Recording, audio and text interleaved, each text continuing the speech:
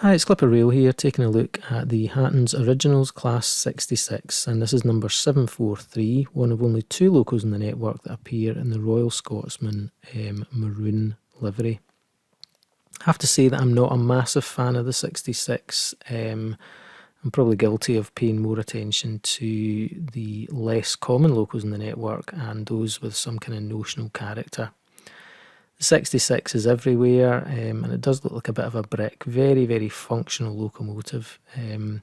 But it is a total workhorse, which is why there's 455 of them on the network now, and it's rewritten the reliability standards for UK locomotives, so the Americans certainly know how to build a freight loco. I think its austere looks aren't really added to by some of the pretty garish liveries that you see it in on the network, but this Royal Scotsman maroon livery is beautiful, and it really does change the whole look of the locomotive. Whether I'm a fan of the locomotive or not, you can't ignore the fact this is a beautifully produced piece of miniature engineering, and as a model it's really something that you just want to have on the layout, just because it is such a superb model in its own right. So it comes in a box. We're not going to go into details of the packaging, that's not really particularly exciting. But the first thing you notice when you lift it out of the box is the weight, and I believe it weighs in at just over 700 grams, which straight away, something that heavy just feels like a quality model. There are a few issues with the model that have been highlighted. Hattons themselves have acknowledged there is a problem with the lighting on this design, the large headlight model, and that one of the small marker lights on the side that the headlight runs on doesn't come on. Whether we'd not buy a loco for that, I didn't even notice it. It was only really by reading some of the forums that was then highlighted, which just kind of shows up my ignorance of the system of lights and whatever else that run on the network as a whole. The other thing is that I'm running analog, and the cab lights don't run in analog, which is slightly frustrating. I mean, almost every other model that I have will run fine with cab lights in analog mode, so I'm not sure why this is particularly a problem with this loco. It's not really a deal breaker. I wouldn't not buy the loco just because of that, but it's a minor frustration with it. The main grill sections on it are etched, so the two main grills on either side, beautifully fine etching on it, and you can see that there's a surface behind that which gives it a much more three-dimensional. It adds a depth and a dimension to the model. We've also got the etching on the roof, which is an unbelievably fine etching. It almost looks like they've taken the real one and then just shrunk it down to the double O gauge size. We've also got a cab interior, and I don't know why more of the manufacturers don't pay a little bit more attention to the interior of the cab. We're not asking for super detail. You can see dials and speeds and things like that, but just some basic details so that when the locomotive's running past, it just adds a depth and a dimension to it. The loco runs very well. It runs well slowly. We don't have any problems with derailing, and I'm running radius 2 and some points and things at this section. It really has no problems at all running through that.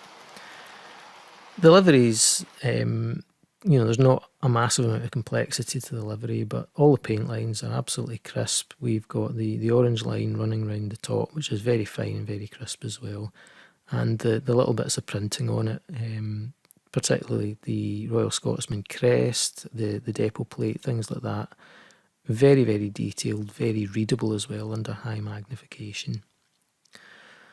The colour of it, it really, the whole science of how colours are matched at model scale to how they are on the real locomotives, there's a whole science to that which, really revolves around what light we see the photograph of the real locomotive taken in. And really, when it comes to modelling, the colours do have to be much more subtle at model scale, or else they just look out of place within the model environment round about them. I think they've got it pretty close. Originally I thought it maybe wasn't red or maroon enough, but when you compare it to other photographs and videos that I've got of the real locomotive, you can see that it is a much more muted colour under most daylight conditions, and certainly when that's taken to a scale model level, I think they've got the colours just about right.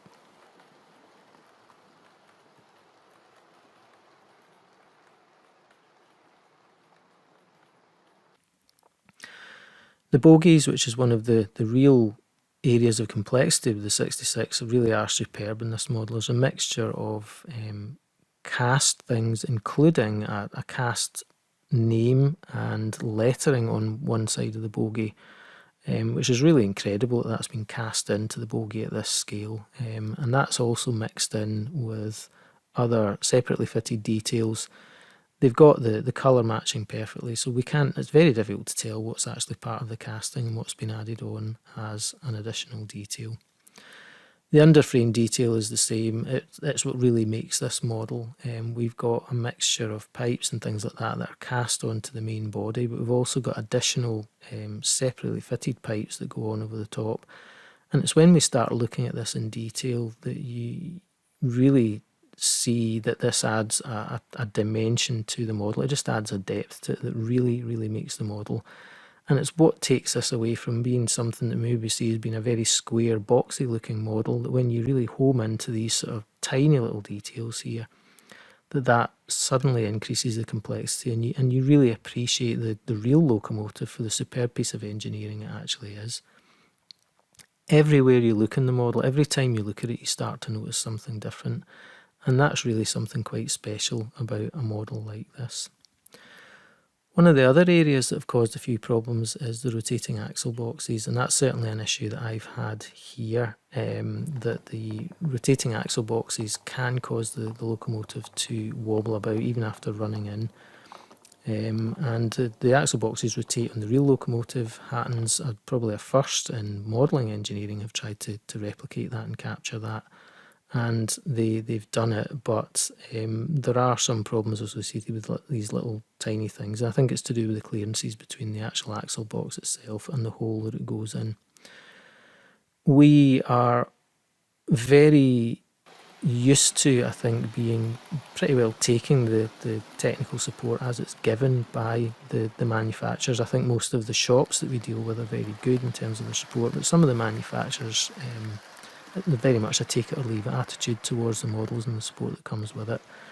I can't praise Hattons enough for the support. I emailed the technical support the day that I noticed the wobble. They emailed back the same day. They also called me, and there was a replacement set of axle boxes delivered in the post the next day. Absolutely astonishing level of customer support from a manufacturer.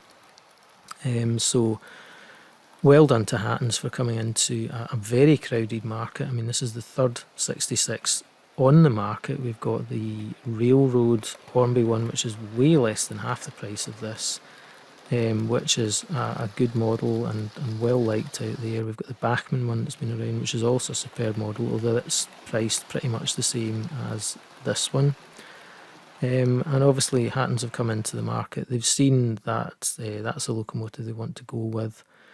Plenty of scope for improving the detail on it, and they've really gone the whole hog with that, but also in providing lots and lots of different liveries, and that's one of the advantages. So many locos on the network, so many different locomotive liveries, that's been a chance for them to get into it.